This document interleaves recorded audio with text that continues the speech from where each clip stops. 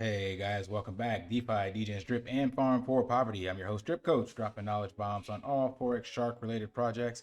And in today's video, going to be doing the drip scavenger hunt winner and going over the updates that I said I would bring to you guys regarding how the new tokenomics and taxes will affect the changes and if that's bullish for the network, as well as looking at some of the numbers and how it will definitely affect the game theory. And coming to you from a laptop that is not my own, so mine kind of shit the bed. So hopefully this turns out good, but I'm going to try to keep the video short because it's not my default recording software and not sure how it will hold up. So first and foremost, let's take a look at the winner that we had for the scavenger hunt. So it goes out to Drip Van Winkle.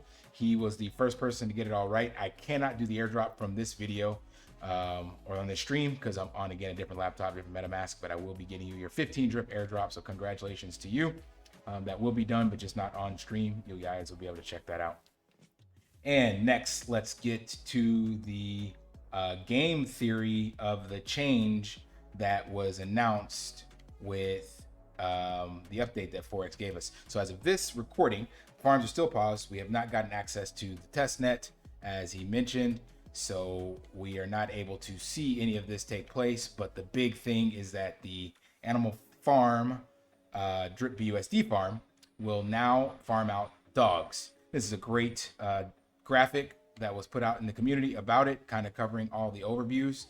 And the biggest change is that it will be farming dogs, and that affects the game theory. So you have to ask yourself now, if you're getting into the animal farm, is it worth it to take your drip BUSD, or take drip, I should say, from the faucet and bring it over here to the farm and farm out dogs that have a 90% vesting model taxed? So this really affects the game theory mechanics, because before, when you're getting pigs, you go straight with the pigs to the pig pen, and now that was actually it incentivized, in my opinion, it incentivized people to take drip from the faucet and bring it over to get something that would be paying out higher yield, potentially based on the taxes that would be coming from the farms and being generated, and it's in a stable coin. Whereas with drip, you, in order to see those profits on the faucet, you had to sell your drip. So you had to claim it for 10% tax, and then you had to sell it for a 10% tax to get those dividends. But now you have to ask yourself if taking it from the faucet, and bring it over here to the farm is worth getting a dog with a 90% tax vesting model. So some people will definitely do it, but that's the game theory mechanics behind this, right? Some people will be like, well, wait, no, that doesn't make any sense. I don't really want more dogs. I only wanted pigs. So that definitely helps make people think twice, in my opinion, as to how that will play out.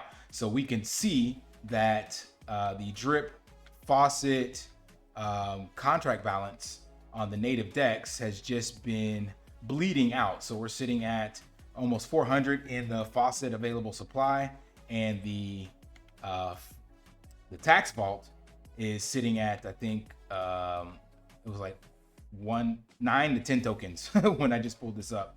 So it is insane. So it just keeps bleeding out because people still have the incentive to pull out that liquidity and hold it in their wallets for speculative trading. So we're almost up to 1.7 million in the wallet. So we don't know what's going to happen to all these drip tokens, but I believe with this new tax model, this new change to where you're now only getting dogs, it will definitely make people think twice.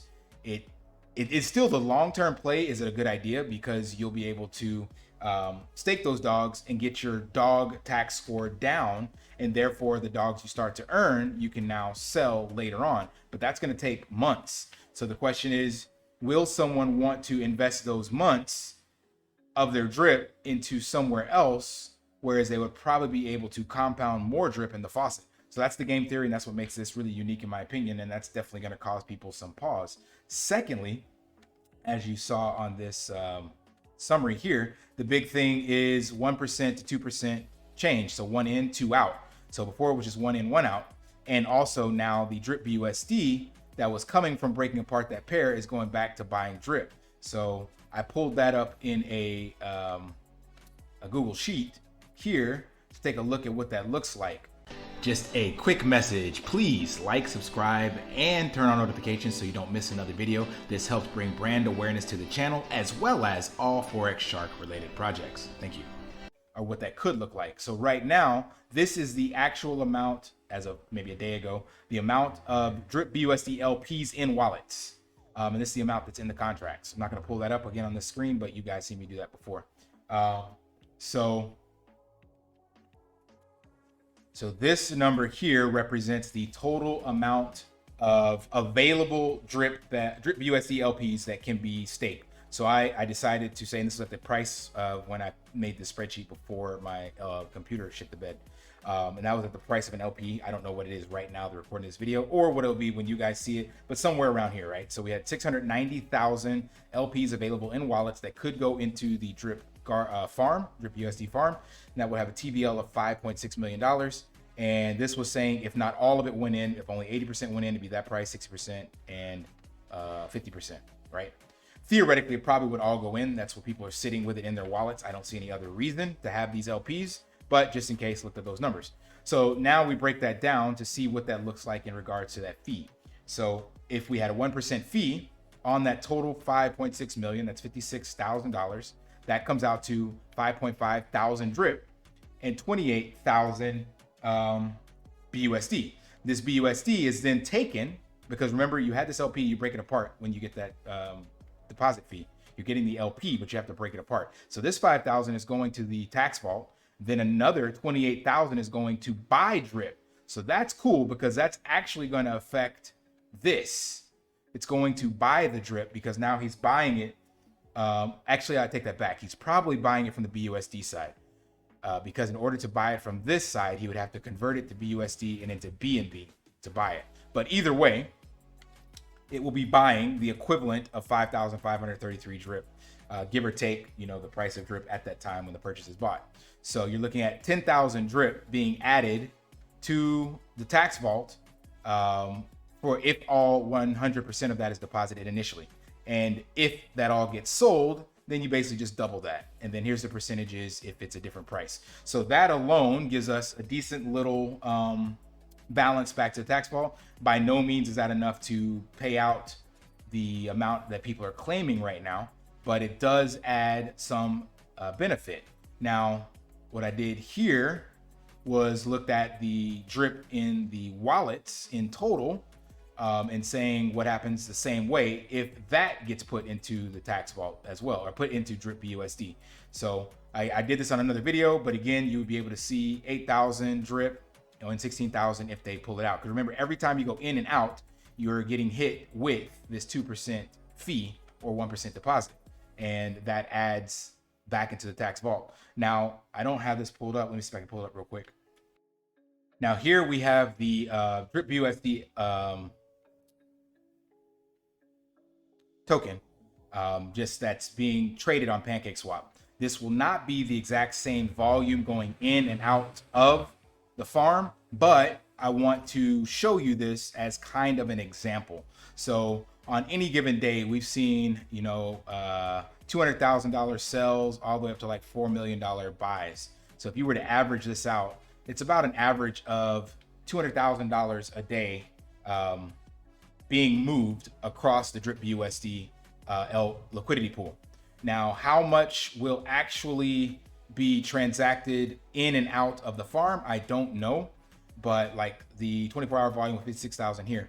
So any of that, let's just say we get 100,000 daily of people going in and out, which could be expected. Again, I don't know, but 100,000 per day going in and out in volume would then take these numbers. So you'd end up having this amount being added daily in regards to drip at these prices. Like, so again, take this with a grain of salt. I don't know how much volume, but just goes to show you what can actually go towards helping the drip tax vault. So I do believe this is step one into stopping the bleeding of the tax vault and bleeding out and not having enough to pay out the rewards, as well as the minting that we've been seeing over the last 7 months due to the pause. So this is not the solution, but this is like applying a tourniquet to a gunshot wound so that, you know, we can stop something versus just letting it go. So theoretically, if you had this amount of volume daily, then you could be adding this amount of drip to that tax wallet every day to be paid out. Now, granted, people are claiming more than this, but right now we don't have anyone buying any drip. So there's nothing going back. There's very few buys coming in on drip that we see. There's been pretty much nothing but sells, and every once in a while we'll get a big buy volume, and then it's just sell, sell, sell. So this, at least, like I said, maybe it's more like putting a band-aid over a bullet wound. I think the tourniquet will actually come with the layer 2 of the of the drip faucet, which probably now I'm looking at second quarter, if we're gonna be realistic, second quarter next year, but you know, who knows. But yeah, this is just to show you that it will do some help. So if you could have, we'll just say the 100,000, that'd be 100 drip on the deposit and then 200 on the withdrawal. If you have that amount of volume every day, you're looking at 300 drip daily being added to the tax vault. Granted, again, people are going to be claiming more than that, and granted, that's based on the drip BUSD LP price of this one at $5.13. But it's a step in the right direction. I would have liked to see Forex make that 5% in, 5% out, because what we all wanted to see, and the reason why I think most people are, if they are upset, it's because we're bullish on drip. And so we have seen the drip price suffer due to the focus being pushed on the animal farm. So if I'm being honest with myself, that's where I feel most of the sentiment is at. I do understand that the farm is a necessary step in the ecosystem towards sustainability and not just Ponzi-nomics, because the farm now adds true utility to the drip ecosystem by allowing rewards to be paid out by actual reapplicated funds using our collateral as an actual utility, a real case utility, providing it the pancake swap for liquidity. Liquidity is a necessary thing in order for crypto to survive. If there's no one providing liquidity, there is no crypto for you to exchange. So that is a real 100% use case for drip, because it now gives us a place to park drip and earn a token that is not directly related to inflated rewards from the drip faucet. Remember, when we deposit drip on the faucet, we get paid out in drip. But now you can deposit drip and get paid out in dogs, which has a 90% tax. And if you want to get that tax score down in totality on your dogs, you're looking at a minimum of 90 days for that specific amount of dogs that you deposited. Remember, your wallet tax score can only go down by 30% max, and that's only 2% per month. So that's going to take someone 15 months to have a 30% tax reduction on all their dogs. So that really does incentivize people to not sell drip, especially if you get into these farms and put it in here. So it can, in theory, lock up drip, but it's not locked because you can, like I just showed you, come in and out and you get those 1%, 2%. But it does add some utility and definitely some complex game theory to the whole ecosystem. And the last piece I want to bring up is it now truly adds a sleeper play to the pig pen. So we all know, anyone that's been following the Forex Shark ecosystem and has been aware of the launch and what we're doing knows that the pig pen is the go-to play due to the tremendous amount of utility and potential reward payouts daily. So there could be, as I showed you on here on this channel and other people mentioned, anywhere from 25 cents to $1 a pig per day from rewards. And that is even more realistic now because it is going to be that much harder to get access to pigs. Before, any of the whales and people with a large amount of drip could have just started printing out pigs. But now you have to buy those pigs, or you have to farm them the long and slow way with the dog pound. So you have to get dogs now. Before, you did not have to get dogs. So anyone who wants pigs at this stage to get access to those BUSD payouts must go through dogs to get them. That is an insane game theory change as well. that makes dogs a must-have in the farm. And I believe dogs will continue to outplay the pigs in regards to price action, because pigs can be bought and sold. So pigs being at 122 bucks right now, it's easier for people now to just put the capital up, if you have that money, of course, and get pigs. Whereas with dogs, you have to either put up your native assets and wait every day to earn on those, or you're going to have to buy dogs outright. But either way, however you're earning your dogs, you're hit with 90% tax, no matter what. And you're not getting that down to 60% until at least 30 days later if you stake them. And remember, that's only the amount you stake. So if you come out the gate and buy 100 dogs for $4.5 grand and you stake them for 30 days, you now have a 60% tax instead of 90%.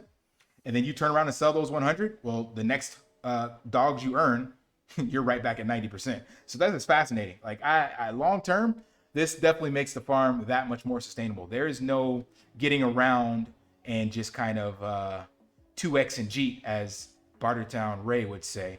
You are going to have to play the long game. So what I was getting at is that any of us who have been, like, you've been following my channel, you've seen us break this stuff down, giving you the game theory, giving you the details and strategy, it's going to be very different from anyone else who thinks it's just a yield farm. They're going to come in and park and get out. So those of us that understand when and big when this farm launches, we will have the play-by-play, and everyone else that just sees it as a great place for capital because it's got an attractive APR and a high TVL, they will not have access or see the benefit of pigs. So it's not going to be inherently visible.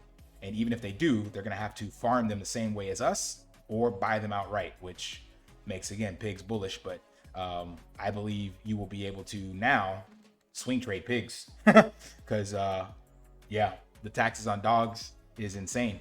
So pigs could be the play to stack up on right now and see them kind of jump up, but I think they'll correct. Whereas dogs, it's just up. There's not going to be enough sell pressure to outpace the amount of dogs being farmed and staked. I just don't see it. But anyway, I let this carry on long enough. Hopefully it works well when I render this and put it out there for you guys. So again, shout outs to Drip Van Winkle and all of you that stick around for my videos.